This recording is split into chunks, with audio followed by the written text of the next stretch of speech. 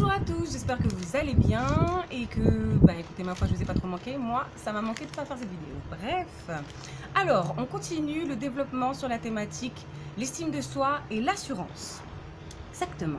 Alors, l'idéal, ce qu'il y a de bien entre ces deux informations, parce qu'il ne faut pas que je donne l'impression que l'assurance, ça sert à rien, que l'estime de soi, c'est le plus important. C'est pas vrai, les deux sont utiles, mais à équilibrer.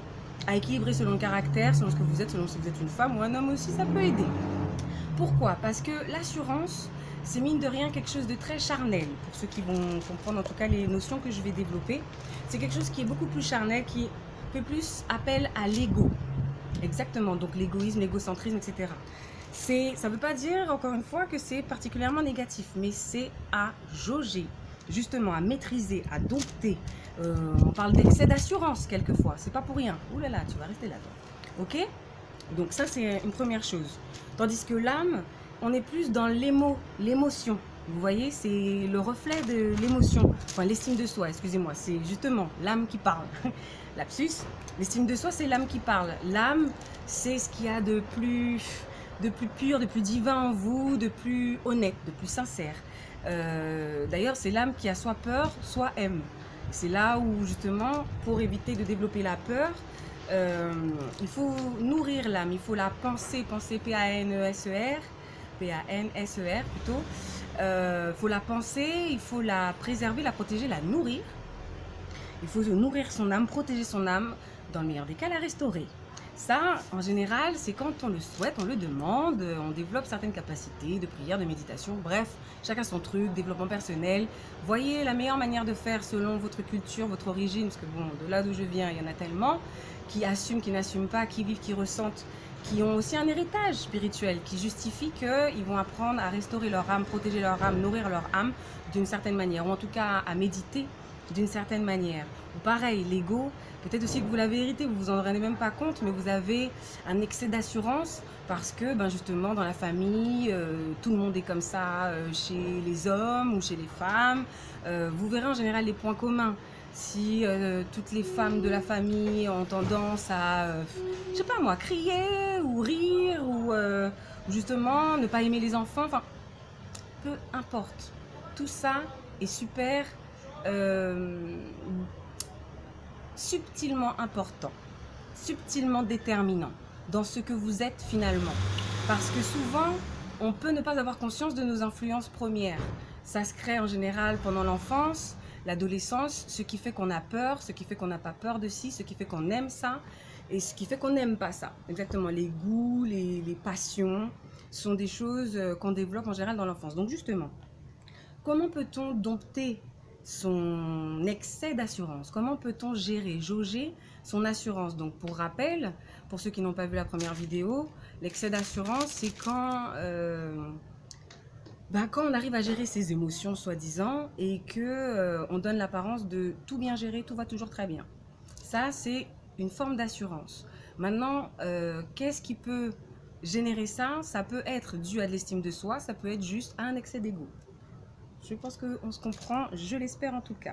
Donc, comment on peut gérer son excès d'assurance? C'est en apprenant à développer son humilité. Ah bah tiens donc, oui messieurs et mesdames, l'humilité, ça sert aussi à jauger.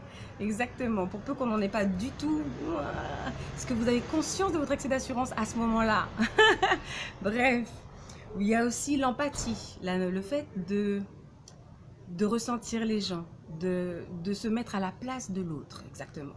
Est-ce que ça vous arrive de vous mettre à la place de l'autre et d'imaginer ce que ça ferait à l'autre si on vous faisait ce que vous lui avez fait? Comment vous réagiriez à ça? Si vous vous dites, je réagirais très mal, je me sentirais mal, et ben voilà, vous pouvez être sûr que vous êtes dans un excès d'assurance, dans un développement d'ego, quelque chose d'inadapté. On se comprend? Ok, on continue. Et le dernier élément qui peut aider donc à jauger son assurance, son ego, donc tout ce qui est un peu trop charnel, c'est le lâcher prise. Mais le lâcher prise, c'est là que justement ça c'est un élément presque quasi sine qua non, c'est lié à l'estime de soi. Vous pouvez difficilement avoir la capacité de lâcher prise si vous n'avez pas une bonne foi en vous-même, une bonne estime donc de vous-même. Estime de soi, donc je disais le fameux côté très émotionnel qu'il faut apprendre à jauger parce que les émotions, ça aide pas. Vous voyez ce que je veux dire? On raisonne pas avec ça, on fonctionne pas avec ça, on réagit pas avec ça. Mon Dieu, les femmes, on est spécialistes là-dedans et j'avoue, bref. Comment? Comment on peut faire ça? Comment on peut... Alors, gérer les émotions, là encore, c'est une question de tempérance, de maîtrise de soi. Il faut apprendre à juste respirer, stop, je réagis pas, je prends sur moi, j'écoute, je m'écoute, j'écoute l'émotion en question. Qu'est-ce qui peut m'apprendre à peut-être être moins excité, avoir un moins grand flux de pensées, de choses voilà, qui peuvent nous perturber, soi-disant, parce que tout ça, c'est les mots, c'est l'âme. Ben, c'est en faisant des activités qui vous font du bien, vos passions. Quand vous étiez petit, quand vous étiez enfant, adolescent, qu'est-ce que vous aimiez faire? Quelle activité développait en vous un bien-être? Cette activité-là, refaites-la, développez-la, intégrez-la dans votre emploi du temps d'une manière ou d'une autre. Regardez des personnes le faire, pour peu que vous pensiez que vous ne soyez plus capable de le faire, n'est-ce pas? Une peur encore.